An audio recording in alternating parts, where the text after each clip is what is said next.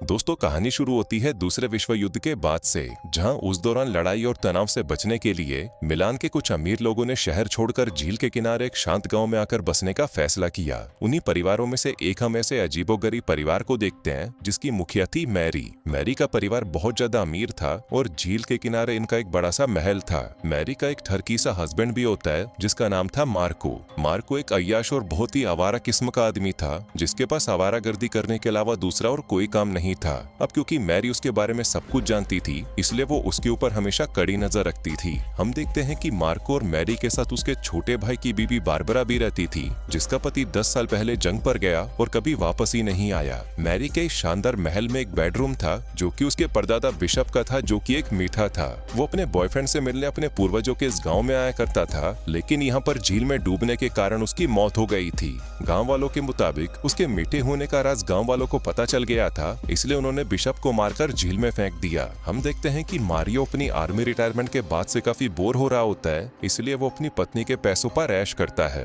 वो अभी भी अपनी जवानी वाली जिंदगी जीना चाहता है, जहाँ पर उसके कई सारी लड़कियों के साथ शारीरिक संबंध थे। साथ ही हमें पता चलता है कि मारियो बारबरा को मन ही मन पसंद करता है और उसके साथ इंटीमेट होने के लिए कुछ भी कर सकता है, लेकिन अपनी पत्नी के डर के कारण वो ऐसा नहीं कर पाता। दरअसल मारियो पैसों के लिए अभी भी अपनी पत्नी पर ही निर्भर था, इसलिए उसकी पत्नी मैरी हमेशा उसको दबाकर रखती थी। एक दिन मारियो की मुलाकात मार्को नाम के एक लड़के से होती है जो कि लगभग बारबरा की उम्र का ही था। हम देखते हैं कि मार्को भी मारियो की तरह ही एक आवारा था। अपनी बोट में झील में इधर उधर घूमने और अपने दोस्तों के साथ फालतू की बातें करने के अलावा उसके पास और कोई काम नहीं था। वो हमेशा अपनी बोट में ही रहता था। अब क्योंकि मारियो और मार्को का नेचर लगभग एक जैसा ही था, इसलिए उन दोनों के बीच में काफी अच्छी दोस्ती हो जाती है। जिसके बाद मारियो उसे अपने घर पर डिनर करने के लिए इन्वाइट करता है। फिर एक रात जब सभी बैठकर डिनर कर रहे होते हैं तो मार्को समझ जाता है कि मारियो की इस घर में कोई औकात नहीं है और यहाँ पर सिर्फ मैरी की ही चलती है। इसके बाद सभी बारबरा के पति के बारे में बातें करने लगते हैं, जो कि 10 सालों से जंग से नहीं लौटा है।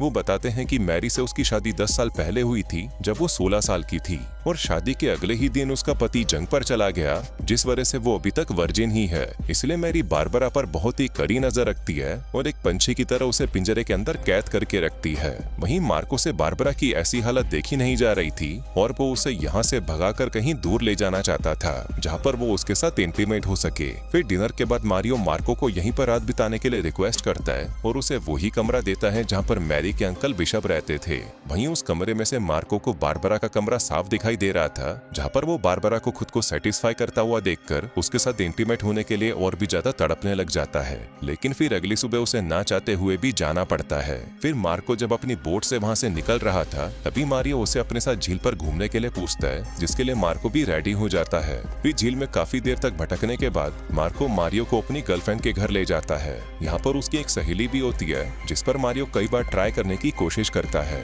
जिसके बाद वो सभी बोट पर नंगे होकर काफी इंजॉय करते हैं। यहाँ पर हम देखते हैं कि आर्मी छोड़ने के काफी सालों बाद मारियो की लाइफ में एक ऐसा दिन आया था जहाँ पर उसने खुलकर एंजॉय किया, इसलिए वो इस बारे में सोचकर काफी इमोशनल हो जाता है। फिर एक शाम मार्को को सामान लेने के लिए बाहर जाता है और जब वो वापस अपने घर लौटता है तो वो देखता है कि वहाँ पर मारियो उसकी गर्लफ्रेंड के साथ इंटीमेट हो रहा होता है। तभी पूछने पर मार्को की गर्लफ्रेंड उसे बताती है कि मारियो रात को सो नहीं पा रहा था क्योंकि उसे डरावने सपने आ रहे थे, इसलिए मैंने उसे अपने साथ सुला लिया। अब मारियो की इस हरकत से मार्को साफ समझ जाता है कि मारियो एक बहुत बड़ा ठरकी किस्म का आदमी है और वो अपने जिस्म की प्यास को बुझाने के लिए किसी के साथ भी इंटीमेट हो सकता है, चाहे वो उसका दोस्त ही क्यों ना हो। लेकिन इस बात का मार्को पर कुछ खास असर नहीं पड़ता क्योंकि वो अपनी गर्लफ्रेंड को लेकर ज्यादा सीरियस नहीं था। फिर मारियो मार्को के साथ कुछ दिन उसकी बोट पर रहने के बाद अपने घर वापस आ जाता है। अब वो अपनी पत्नी मैरी को बिना बताए मार्को के साथ घूमने गया था और वापस आकर वो अपनी पत्नी का सामना नहीं करना चाहता था, इसलिए वो अपने घर जाने से थोड़ा हिचकिचा रहा था। लेकिन वो अपने घर से कुछ दूर दूरबीन से देखता है कि वहाँ पर मैरी का कजन अपनी 2 जवान बेटियों के साथ आया हुआ है। अब क्योंकि मारियो को अपनी ठरक मिटाने के लिए 2 और शिकार मिल गए थे, इसलिए वो तुरंत अपने घर वापस आ जाता है।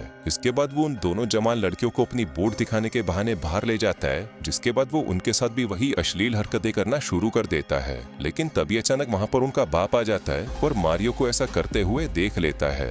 अब अपनी बेटियों के साथ उसको ऐसी हरकतें करता हुआ देखकर वो मारियो को खूब गालियां देता है और अपनी दोनों बेटियों को लेकर वहाँ से चला जाता है। उसी समय मार्को भी वहाँ पर मौजूद था और मारियो को ऐसा करते हुए देख रहा था। तभी उसके घर का माली मार्को को बताता है कि मारियो बहुत ही गिरा हुआ और एक नंबर का ठरकी आदमी है, जो कभी कभी उसकी बेटी के साथ भी इंटीमेट होने के बारे में सोचा करता है। लेकिन उसने मारियो को धमकी दी है कि अगर उसने कभी भी उसकी बेटी पर बुरी नजर डाली तो वो इसी पेड़ काटने वाले हथियार से उसकी गोटियां काट देगा। फिर अपनी इतनी बेइज्जती करवाने के बाद रात को मारियो मार्को से मिलने जाता है और उसे बताता है कि वो और बारबरा एक दूसरे से बहुत प्यार करते हैं, लेकिन उसकी पत्नी मैरी की वजह से वो दोनों एक दूसरे के साथ इंटीमेट नहीं हो पाते। अब क्योंकि मारियो बारबरा के साथ इंटीमेट होना चाहता था, इसलिए वो मार्को से रिक्वेस्ट करता है कि वो बारबरा को उसकी बोट पर आने दे, और वो मार्को को उसकी गर्लफ्रेंड को भी बोट पर बुलाने के लिए रिक्वेस्ट करता है ताकि बारबरा को कंपनी मिल जाए। फिर अगले दिन हम उन चारों को बोट पर देखते हैं जहाँ पर मारियो बारबरा के साथ बहुत मस्ती करता है। लेकिन इसी बीच हम बारबरा और मार्को को भी देख पाते हैं जो कि इशारों ही इशारों में एक दूसरे को हिंट देते हैं और मौका मिलने पर वो दोनों साथ में इंटीमेट भी होते हैं। इसके बाद मारियो अपने और बारबरा के लिए होटल में एक कमरा बुक करता है जहाँ पर उसका आज मारिया के साथ इंटीमेट होने का पूरा प्लान था। उधर मार्को भी बोट पर अपनी गर्लफ्रेंड के साथ होता है, लेकिन उसको नींद नहीं आ रही थी, इसलिए वो देर रात को शहर की सड़कों पर निकल जाता है। वहाँ पर घूमते घूमते उसकी नजर एक आदमी पर पड़ती है जो उसको बिल्कुल मारियो की तरह लग रहा था।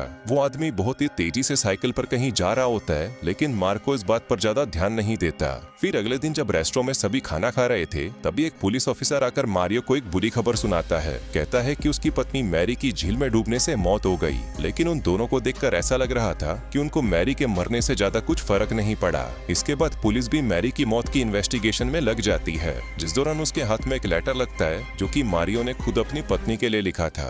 इसमें मारियो ने बारबरा से अपने प्यार का जिक्र किया था और शायद इसी वजह से परेशान होकर मैरी ने आत्महत्या कर ली, जिसके बाद पुलिस इस केस को आत्महत्या का केस बोलकर क्लोज कर देती है। फिर इसके कुछ दिनों बाद मारियो और बारबरा शादी कर लेते हैं और वो दोनों अपनी शादीशुदा जिंदगी में बिजी हो जाते हैं। वहीं मार्को भी अपनी जिंदगी में आगे बढ़ चुका है, लेकिन अब उसका उसकी गर्लफ्रेंड के साथ ब्रेकअप हो चुका था। फिर एक दिन मार्को मारियो और बारबरा से मिलने उसके घर पर जाता है, जहाँ पर उसे पता चलता है कि मारियो और बारबरा के बीच में रिलेशनशिप कुछ खास अच्छा नहीं चल रहा। वहीं बीच में कुछ देर के लिए जब मारियो बाहर जाता है, तब बारबरा मार्को से कहती है कि उसके मुताबिक मैरी ने सुसाइड नहीं किया, बल्कि मारियो ने ही उसे मारा है। इस पर मार्को कहता है कि उसे भी ऐसा लगता है, क्योंकि उस रात उसने एक आदमी को देखा था जो बिल्कुल मारियो की तरह लग रहा था। शायद उस रात मारियो साइकिल से अपने घर पर वापस आया और उसने ही मैरी को झील में डुबाकर मार डाला। फिर एक दिन अचानक मारियो के घर पर एक आदमी आता है और वो और कोई नहीं बल्कि बारबरा का पति जॉन था, जो कि पिछले 10 सालों से लापता था। अब उसे वहाँ देखकर सभी शॉक्ड हो जाते हैं, लेकिन हमें पता चलता है कि वो यहाँ पर बारबरा के लिए नहीं आया,